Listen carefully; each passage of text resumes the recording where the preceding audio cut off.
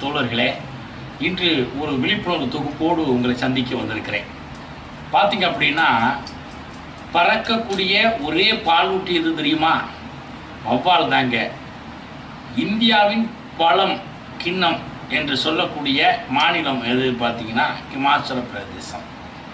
அடுத்து மட்டும் இல்லைங்க, இந்தியாவிலே முதல் முறையாக பால் ஏடிஎம் திறக்கப்பட்ட மாநிலம் குஜராத்துங்க.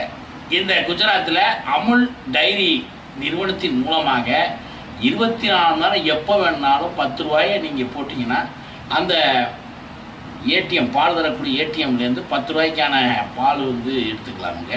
இது ஒரு குறைந்தது ஒரு ஆள் பார்த்திங்க அப்படின்னா 150 பாக்கெட்டை நம்ம எடுத்துக்க முடியும்.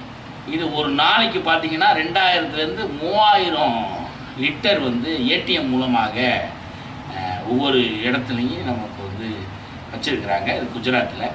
இது நம்ம தமிழ்நாட்டுக்கும் வரணும்.